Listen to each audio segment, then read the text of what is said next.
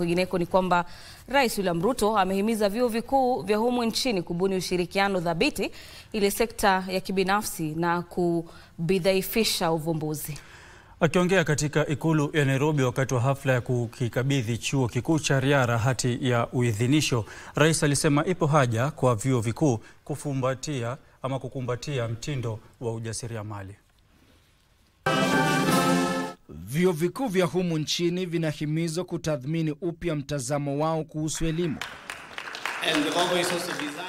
Rais William Ruto anasema mwelekeo wa siku za usoni umejikita katika uvumbuzi, utafiti na masomo ya kiviwanda. I am seriously considering a state department to deal specifically with research and development and innovation as a way of ensuring that we grow that space because of the tremendous opportunity that exists in innovation and in research.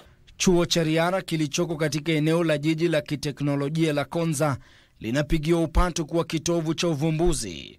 Rais alitoa wito kwa chuo hicho kuwa kwenye mstari wa mbele kutafuta suluhu kwa changamoto zinazokabili bara Afrika.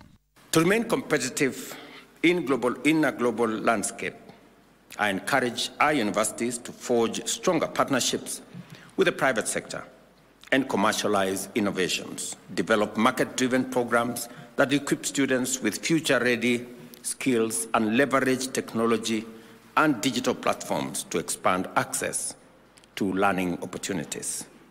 The public sector cannot absorb most of the people coming from these institutions.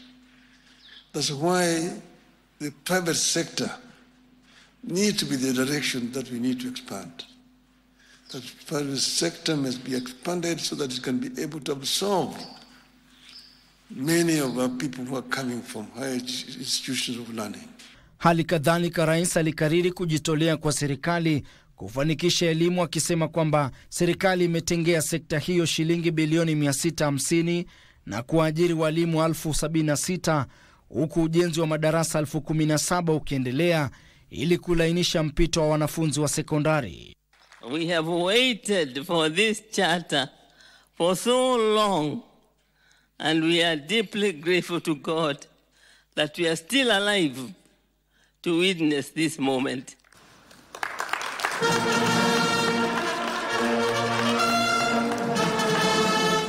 Ben Chumba, Darubini.